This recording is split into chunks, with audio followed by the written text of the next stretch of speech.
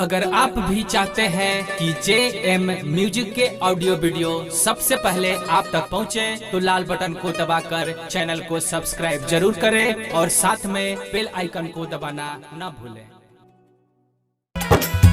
ये नदिया हमारी रे कहाना में डीजे लाल राजा ये नदिया हमारी रे कहाना में बीरा हनुमान कहमान जन में तेरा कहम कन्हैया हरा कहम कन्हैया ये नदिया हमारी रे कहाना में बीरा हनुमान ये नदिया हमारी रे कहाना में बीरा हनुमान कहमान जन में तेरा कहम कन्हैया हरा कहम कन्हैया ये नदिया हमारी रे कहाना में बीरा हनुमान ये नदिया हमारी रे कहाना में बीरा हनुमान।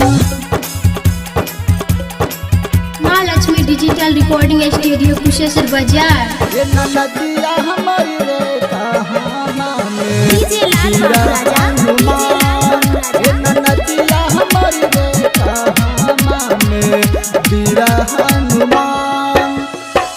आज में जन्म श्री राम मथुरा कन्हैया है राम मथुरा कन्हैया रे नदिया मोरी रे पर्वत पर बीरा हनुमान रे नदिया मोरी रे पर्वत पर बीरा हनुमान। कहम जन्म श्री राम कहम कन्हैया है राम कहम कन्हैया रे नदिया मोरी रे कहाना में बीरा हनुमान रे नदिया मोरी रे कहाना में बीरा हनुमान।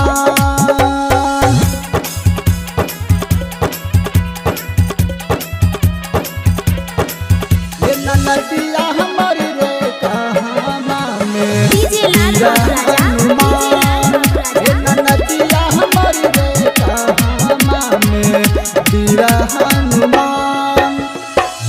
केकरा कोई जन्म श्री राम केकरा कन्हैया है राम केकरा कन्हैया रे नदिया मोरी रे के कहरा में बीरा हनुमान ये नदिया हमारी रे के कहरा में बीरा हनुमान। कहमान जन्म श्री राम कहम कन्हैया है राम कहम कन्हैया ये नदिया हमारी रे कहाना में बीरा हनुमान ये नदिया हमारी रे कहाना में बीरा Hanuman. Mahalakshmi digital recording studio Kusheshwar बाजार। ये नदिया हमारी रे कहाना में डीजे लाल बीरा राजा हनुमान ये नदिया हमारी रे कहाना में बीरा हनुमान। कौशल्या के जन्म श्री राम देवकी कन्हैया है राम देवकी कन्हैया रे नदिया हमारी रे अंजनी में बीरा हनुमान ये नदिया हमारी रे अंजनी में बीरा हनुमान। कहम जन्म श्री राम कहम कन्हैया है राम कहम कन्हैया ये नदिया हमारी रे कहाना में बीरा हनुमान ये नदिया हमारी रे कहाना में बीरा हनुमान।